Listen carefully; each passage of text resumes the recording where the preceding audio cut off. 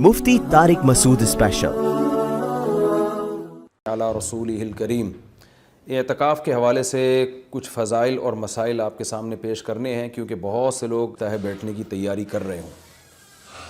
اعتکاف وہ عمل ہے جو رسول اللہ صلی اللہ علیہ وسلم نے پابندی سے فرمایا۔ جب آپ صلی اللہ علیہ وسلم کا آخری وقت تھا، عمر کا آخری حصہ تھا، تو اس میں آپ صلی اللہ علیہ وسلم پابندی سے اعتکاف فرمایا کرتے تھے۔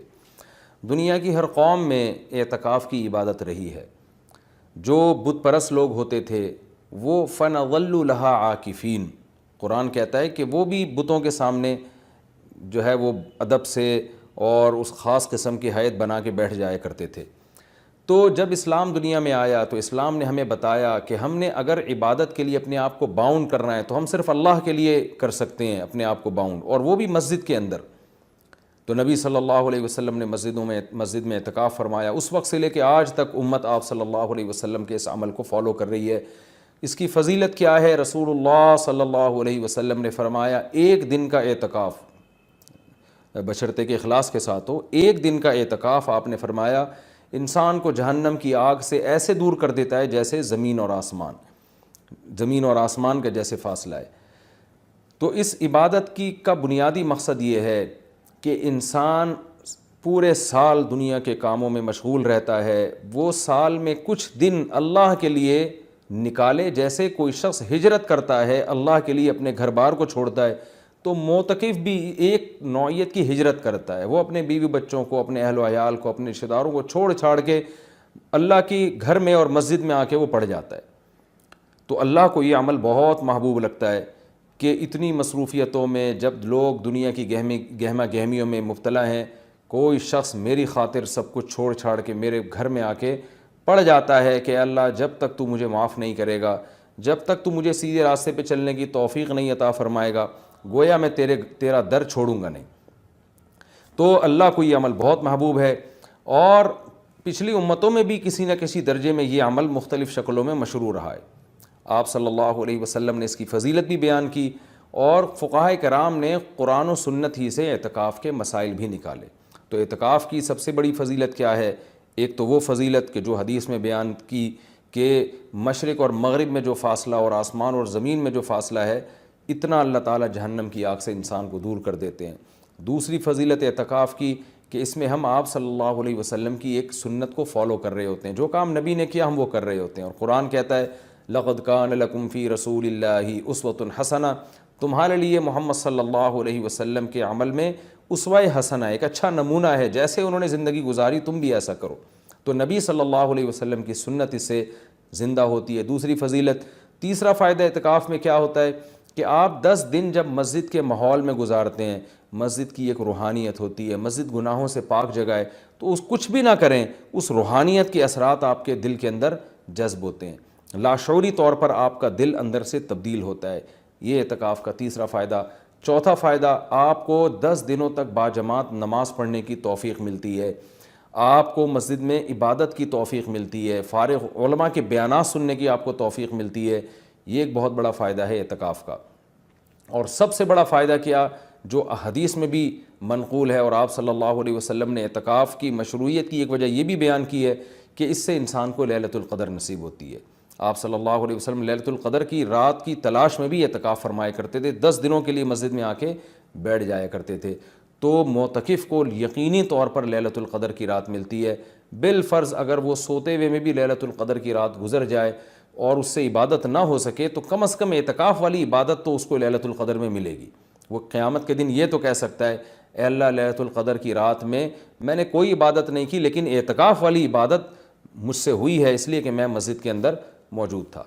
تو اعتکاف والے حضرات کو چاہیے کہ اعتکاف میں اگر آپ کچھ نہیں بھی کرتے، صرف فرض نماز پر اکتفا کرتے ہیں، تو آپ کو اعتکاف کا پھر بھی ثواب ملے گا۔ لیکن یہ جب اللہ کی طرف سے اتنا بہترین پیکیج آپ کو ملا ہوا ہے، آپ فارغ بھی ہیں، رمضان کا آخری عشرہ بھی ہے، اپنے آپ کو آپ نے باؤنڈ کیا ہوا ہے مسجد میں، تو سو کے یہ وقت گزار دینا یہ بہت بڑے اجر سے محرومی کا ذریعہ ہے۔ اس لیے معتکف کو اپنا وقت زیادہ سے زیادہ عبادت میں، تلاوت میں، نماز میں، دعاؤں میں لگانا چاہیے۔ اعتکاف میں انسان کی دعائیں بہت قبول ہوتی ہیں۔ تو رات کا آخری حصہ بھی ہو، اور رمضان کا آخری عشرہ بھی ہو، اور اعتکاف کی حالت بھی ہو تو اتنے یعنی دعا کی قبولیت کا اس سے بڑا سبب کوئی ہو نہیں سکتا. تو معتکفین حضرات کو راتوں کے آخری حصے میں دعاؤں کا بہت زیادہ اہتمام کرنا چاہیے. اور معتکف کو چاہیے کہ رمضان کا یہ جو آخری عشرہ آپ نے اعتکاف کے لیے سلیکٹ کیا ہے تو اس میں صرف اعتکاف برائے اعتکاف نہ ہو بلکہ یہ ایک ورکشاپ ہونی چاہیے جس میں آپ یہ نیت کریں کہ میں جب مسجد سے نکلوں گا تو میں مکمل چینج ہو چکا ہوں گا. اگر آپ کی داڑھی نہیں ہے آپ اعتکاف میں نیت کریں میں داڑھی کٹانے سے توبہ کروں گا.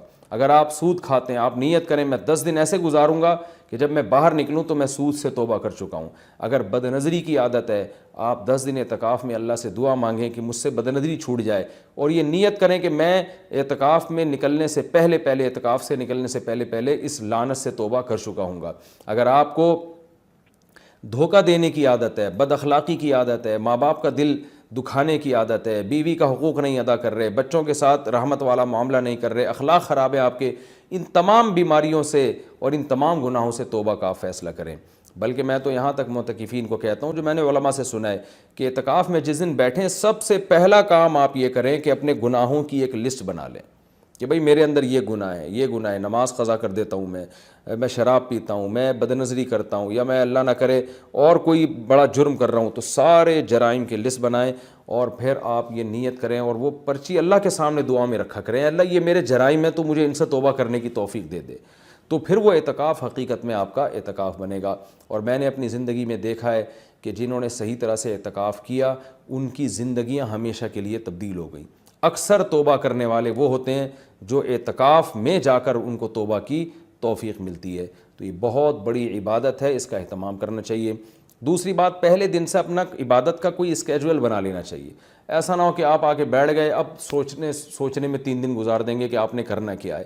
تو اپنا ایک اسکیجول بنائے کہ بھئی تہجد کتنی, تراویح کی تو پابندی کرنی ہے, تہجد کتنی پڑھنی ہے اور کتنے پارے اس میں پڑھنے ہیں, یا کتنی مقدار میں تلاوت اس میں کرنی ہے, تسبیحات کتنی کرنی ہے, کون سی کرنی ہے, دعا کس وقت مانگنی ہے, کتنی دیر مانگنی ہے. یہ پورا ایک اسکیجول پہلے سے ہونا چاہیے آپ کا. کھانے پینے کی ترتیب تو پہلے دن بن جاتی ہے کہ سحری کون لے کر آئے گا, افطاری کون لے کر آئے گا اور رات کا کھانا کون لے کر آئے گا, اور چائے کب پینی اور کون کس وقت لے کر آئے گا. یہ تو ترتیبیں پوری بن جاتی ہیں. تو یہ تو آپ باہر بھی کر سکتے تھے یہ کام. اعتکاف تو عبادت کے لیے ہے, تو عبادت کی ترتیب بنانا یہ چائے اور کھانے پینے کی اور پکوڑے اور سموسوں کی ترتیب سے زیادہ ضروری ہے اعتکاف میں. تو شروع میں اس کا اسکیجول بنا لینا چاہیے. اس بارے میں کچھ مسائل بھی ہیں کہ اعتکاف کن چیزوں سے ٹوٹتا ہے. پہلی بات تو یہ کہ اگر آپ کا روزہ ٹوٹ گیا تو اعتکاف بھی خود بخود ٹوٹ جائے گا. اعتکاف جب بھی ٹوٹے گا تو قضا 1 دن کی ہوتی ہے اس کی. جیسے کسی کا اعتکاف ٹوٹ گیا تو وہ اگلے ہی دن مغرب سے پہلے قضا کی نیت کر لے اور یہ نیت کرے کہ میں جو آج اعتکاف ٹوٹا ہے اس کی میں قضا کر رہا ہوں, کیونکہ وہ سنت اعتکاف تو اب اس کا ختم ہو جائے گا. وہ ایک قضا اعتکاف کرے اور پھر آگے نفلی اعتکاف کی نیت سے مزید دن اگر باقی ہیں تو مسجد میں بیٹھ جائے. تو وہ 24 گھنٹے روزے کے ساتھ قضا اعتکاف کی نیت کر لے گا, یعنی 24 گھنٹے اعتکاف ہوگا اور روزے کے ساتھ, روزہ جو صبح صادق سے غروب آفتاب تک ہوتا ہے. کن چیزوں سے اعتکاف ٹوٹتا ہے میں اس پہ تذکرہ کر رہا تھا. ایک, روزہ اگر ٹوٹ گیا تو اعتکاف بھی ٹوٹ جائے گا. دوسرا, بلا شرعی عذر اگر آپ مسجد سے باہر نکل گئے تو آپ کا اعتکاف ٹوٹ جائے گا. شرعی عذر کیا ہے؟ شرعی عذر ہے سب سے پہلے قضائے حاجت ہے. قضائے حاجت کے لیے آپ جا سکتے ہیں اور اس دوران چلتے چلتے باتیں بھی کر سکتے ہیں, رک کے آپ باتیں نہیں کر سکتے. آپ واش روم تک پہنچے, پتہ چلا جی واش روم کا دروازہ بند ہے, کوئی پہلے سے وہاں موجود ہے, تو آپ اس کے انتظار میں وہیں کھڑے رہ سکتے ہیں. اس سے اعتکاف نہیں ٹوٹتا. وہاں کھڑے کھڑے آپ کسی سے موبائل پہ بھی بات کر سکتے ہیں, آپس میں بھی بات کر سکتے ہیں. ہاں, بندہ باہر نکل آیا اور پھر بھی آپ موبائل پہ لگے ہوئے ہیں تو آپ کا اعتکاف ٹوٹ جائے گا, کیونکہ اب یہ آپ کا کھڑا ہونا یہ شرعی عذر کے بغیر ہے. وضو کے لیے آپ جا سکتے ہیں. جب آپ وضو کے لیے گئے تو نل کا کھولا آپ نے, وضو کے دوران آپ بات چیت کر رہے ہیں, اس سے اعتکاف نہیں ٹوٹے گا. وہ الگ بات ہے وضو کے دوران بات چیت نہیں کرنی چاہیے, لیکن اس سے اعتکاف نہیں ٹوٹے گا کیونکہ آپ نے اس بات چیت میں الگ سے ٹائم نہیں لگایا. وضو کے دوران ہی آپ نے بات چیت کی ہے, وضو آپ نے پراپر طریقے سے کیا اور اب آپ وہاں بیٹھے بیٹھے وضو کی دعا پڑھ رہے ہیں یا کچھ اور پڑھ رہے ہیں تو اس سے بھی اعتکاف ٹوٹ جائے گا, کیونکہ پراپر وضو کرنے کے بعد آپ پر لازم تھا کہ آپ اٹھ کے مسجد میں آئیں. ہاں, جلدی وضو کرنا ضروری نہیں ہے. بعض لوگ وہمی ہوتے ہیں, وہ سمجھتے ہیں میں اعتکاف سے مسجد سے باہر نکل کے وضو کروں تو بہت اسپیڈ میں کریں, ایسا کچھ بھی نہیں ہے. تمیز سے، آرام سے، شرافت سے، اعتدال سے آپ وضو کریں، جو پراپر طریقہ ہے وضو کرنے کا۔ جب آپ وضو میں قلی کر رہے ہیں تو اس دوران آپ ٹوتھ پیسٹ یا برش بھی کر سکتے ہیں مسواک کی نیت سے۔ ہاں، وضو کرنے کے بعد الگ سے پھر یا الگ سے ٹوتھ پیسٹ یا مسواک کرنے کے لیے مسجد سے باہر جانا، اس سے اعتکاف ٹوٹ جائے گا۔ وضو کے دوران وضو ہی کی نیت سے یہ کام کیا جا سکتا ہے، تو اس سے اعتکاف نہیں ٹوٹے گا۔ اسی طرح اگر کسی کے لیے گھر سے کھانے پینے کا انتظام نہیں ہو رہا، کوئی لا کے دینے والا نہیں ہے، تو وہ مجبوراً کھانا کھانے کے لیے بھی باہر جا سکتا ہے، کیونکہ یہ کھانا بھی انسان کی بنیادی ضرورتوں میں سے، آپ ہوٹل سے کھانا خریدنے کے لیے مجبوری میں جا سکتے ہیں اور لا سکتے ہیں۔ غسل کے لیے، فرض غسل کے لیے تو اعتکاف سے باہر نکلنا بالکل جائز ہے۔ سنت غسل کے لیے جو راجح قول ہے، جو دلیل کے لحاظ سے قوی ہے، اس کے مطابق سنت غسل کے لیے آپ اعتکاف کے لیے مسجد سے باہر نہیں جا سکتے، چاہے وہ جمعہ کا دن ہو یا کوئی بھی دن ہو۔ راجح قول بہرحال جمہور کا قول یہی ہے، اگرچہ کچھ علماء دوسرے قول کے بھی قائل ہیں، لیکن جو راجح قول ہے، جو جمہور کا قول ہے، جس پہ فتویٰ اب تک دیا جاتا رہا ہے، وہ یہی ہے کہ آپ غسل نہیں کر سکتے۔ ہاں، یہ ضرور ہے کہ اگر آپ واش روم میں گئے اور وہاں کوئی غسل کا بھی انتظام ہے، جیسے اٹیچ باتھ روم ہوتے ہیں، تو جتنی دیر میں وضو کرنے میں ٹائم لگتا ہے اتنی دیر میں آپ اگر غسل کر لیتے ہیں تو آپ کا اعتکاف نہیں ٹوٹے گا۔ اور ظاہر ہے یہ جب ہی ہوگا جب بغیر صابن کے آپ غسل کریں، جلدی جلدی کپڑے اتار کے بس پانی بہائیں، جتنی دیر میں وضو کرتے ہیں اتنی دیر میں، تو وضو ہی کی نیت سے آپ غسل بھی کر لیں تو پھر اعتکاف نہیں ٹوٹے گا۔ لیکن اگر آپ نے ٹائم لگا لیا تو ٹوٹ جائے گا۔ گرمیوں میں بہت بڑی پرابلم ہو جاتی ہے، پسینے کی بدبو لوگوں میں آ رہی ہوتی ہے، تو ایسے موقع پر اگر کوئی مسجد میں ایسا انتظام کر لیا جائے کہ مسجد ہی میں کوئی ایسا ٹب ہو جہاں بیٹھ کے کوئی نہا لے اور مسجد گندی نہ ہو، تو اس کی بھی گنجائش ہے، یا صرف سر دھو لے۔ اور سر تو دھویا جا سکتا ہے، آپ مسجد سے سر تھوڑا سا باہر کریں اور پھر کوئی شخص پانی ڈال کے یا خود ہی آپ پانی ڈال کے اپنے سر کو دھو لیں صابن سے، تو یہ بھی جائز ہے۔ پاؤں آپ کے مسجد کے اندر رہنے چاہیے۔ پاؤں اگر مسجد سے باہر نکل گئے تو اعتکاف ٹوٹے گا، پاؤں اگر مسجد کے اندر ہیں تو اعتکاف نہیں ٹوٹتا۔ یہ بھی اعتکاف کے کچھ بیسک مسائل تھے۔ اعتکاف کے دوران آپ کسی کے جنازے میں جانے کے لیے مسجد سے باہر جائیں گے، اعتکاف ٹوٹ جائے گا۔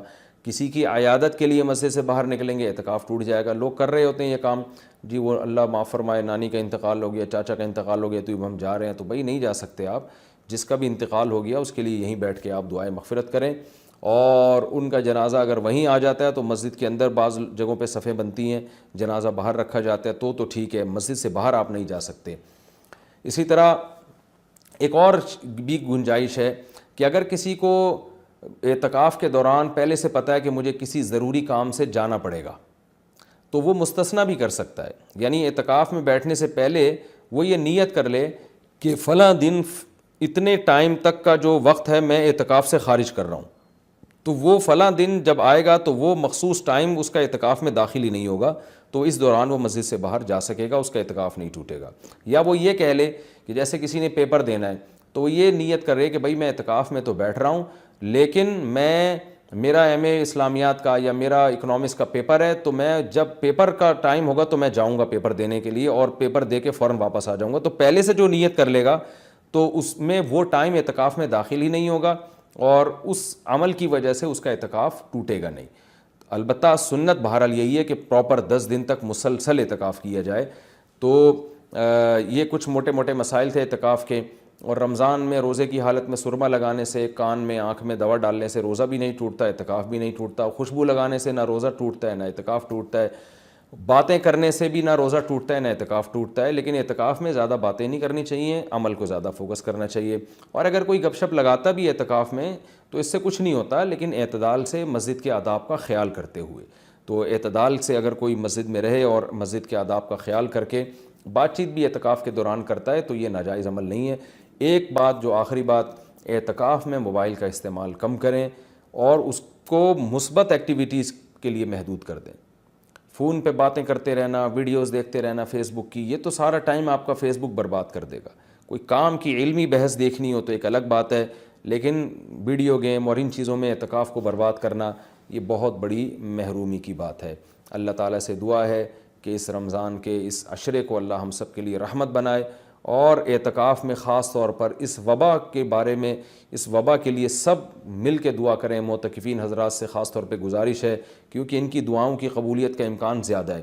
یہ جو کرونا کی وبا انڈیا میں پھیلی ہوئی ہے، پوری دنیا کو اپنے لپیٹ میں لیا ہوا ہے، لاکھوں لوگ لقمہ اجل بن گئے، پتہ نہیں کتنوں کی موت اور مقدر ہے۔ تو گڑ گڑا کے معتکفین حضرات سے گزارش ہے کہ اس رات اللہ سے دعا مانگے، خاص طور پہ ختم قرآن کے موقع پر خوب اللہ سے دعا مانگیں کہ اللہ اس وبا کو انسانیت سے دور کر دے، اور اس وبا سے ہونے والی تباہی سے اللہ ہم سب کو بچا لے۔ ہم کمزور ہیں اور ہمارے ایمان بھی کمزور، ہمارے جسم بھی کمزور، تو ہم صبر والی زندگی نہیں مانگتے کہ آزمائشیں آئیں اور صبر کریں، بلکہ ہم اللہ سے شکر والی زندگی مانگتے ہیں۔ اللہ تو ہمیں نعمتیں دے اور شکر کی توفیق دے۔ ہاں اگر کوئی مصیبت مقدر میں ہے ہی تو اللہ ہمیں صبر کی توفیق دے، لیکن اللہ ہم سے مصیبتوں کو دور کر لے۔ تو اس وبا کے لیے خاص طور پر دعا مانگنی چاہیے سب کو مل کے کہ انڈیا میں جو حالات ہیں، اللہ ان حالات سے انڈیا کے مسلمانوں کو اور وہاں کے دوسرے انسانوں کو، جو بھی لوگ وہاں بستے ہیں، سب لوگوں کو اللہ محفوظ رکھے اور پوری دنیا کو اس وبا سے اللہ تعالیٰ بچائے۔ شاید اللہ معتکفین کی دعا کی برکت سے اس آئے ہوئے عذاب کو انسانیت سے ٹال دے۔ اللہ تعالیٰ ہم سب کو سمجھنے کی، عمل کرنے کی توفیق عطا فرمائے۔